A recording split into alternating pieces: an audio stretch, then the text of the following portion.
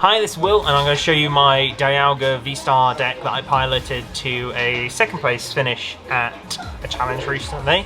I've been playing Pokemon TCG for about 15 years, since about roughly 2008. So obviously you need the Dialga VStar, so I go with 3-3 line, very similar to the deck list which did well in Singapore. Just generally, you're always going to need 2, so best to go 3 for consistency. Then to get the energy on your Dialga, I have a 3-0-3 line of Magnezone. So Magnezone, for people who don't know, look at the top 6 cards of your deck, and then if there are any metal energies attaching to your Pokemon in any way you like, that allows you to use Dialga's high energy attacks, Star Chronos, which is the whole point of the deck, to take its second turn, which is insanely broken, so you can take 4 prizes back to back or completely disrupt your opponent's board state. So that's the main engine. Then supporting is Miraidon. So Miraidon Tandem Unit gets you 2 basic electric Pokemon from your deck. I've got 2 in here for consistency in case one is prized, because it's very critical to get this starting turn. So that'll get you potentially 2 Magnemites, or what is usually better for setup is Rotom. Rotom, instant charge, is draw 3 cards and then you turn end. So it's like Intrepid Sword, but it doesn't attach the energy. So this is really good early turn and helps you draw, because this deck doesn't have a great deal of draw. And that is your setup. And then continuing for 2 more supporting Pokemon, Radiant Greninja, because this deck has a lot of energies, and then Pyukumuku. Pyukumuku really ties in well with your Irida, that helps you set up getting rare candies, and you've always got water Pokemon, so it's just a +1 in terms of draw. So that's the Pokemon. On to the items. It's very heavy, but I run a 4-line Battle VIP pass I want to set up, so I always make sure that I've got the height of first turn ability, and then you just discard them with Ultra Ball later.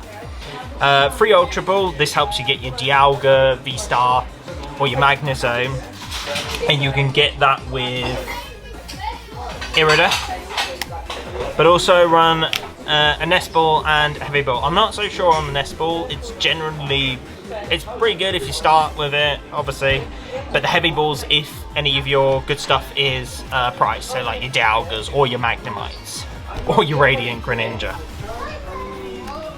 Then other items, free Lure Candy, so just to make sure that I can always evolve a Magnemite, and then 1 Energy Recycler to get metal energies back into the deck. Onto supporters, I run a 2 line of Irida and Adamant. Irida gets you a item card and a water Pokemon, so that's Greninja or it's Pyukumuku most of the time, but it's your candies, your energy recycler, and so on and so forth. Or if you go in second, your Battle VIP pass. And Adamant, discard 2 metal, and then you can get 2 cards from your deck.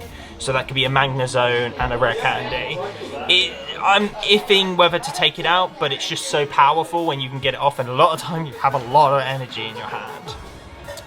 Then Boss's Orders, because if you attack with Star Chronos and then respond with the second turn of Boss's Orders, you can wipe a lot of your opponent's resources off the board. A lot of people scoop if you take out their, like say, a Baxcalibur or their Gardevoir using that.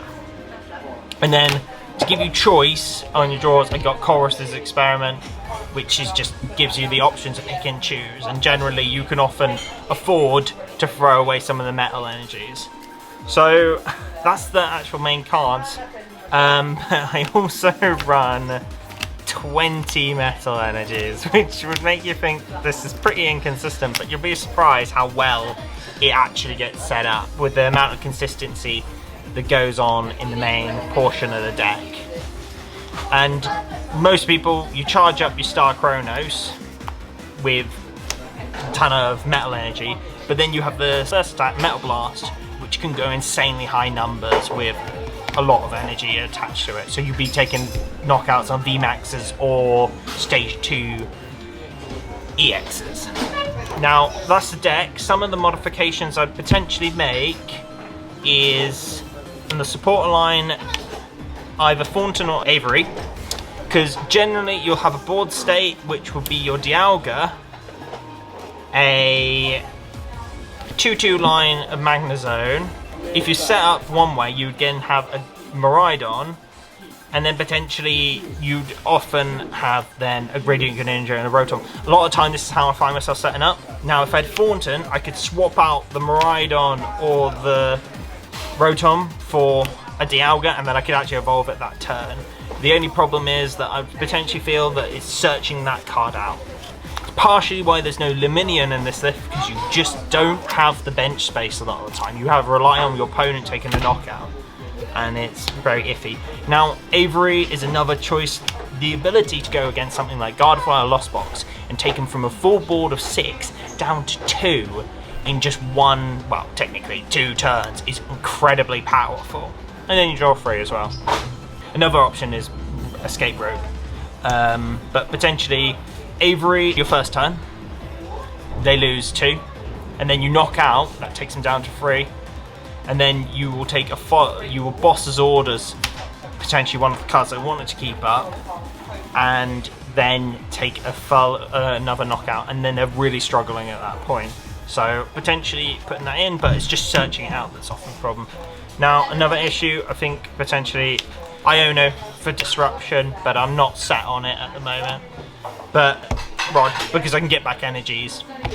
I've had games where I've been really running low on energy, especially with Radiant Greninja and Adamant.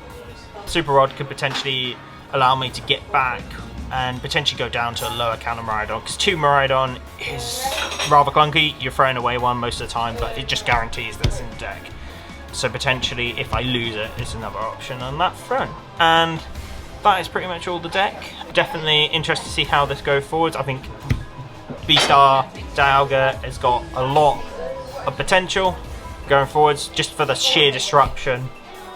Plus it hits weakness into Gardevoir, Baby Guardy, so you can actually attack with the Magnezone, which is actually quite funny, and that can knock out a Zamazenta session. I always get them too confused. So it gives you options. So yeah, cheers.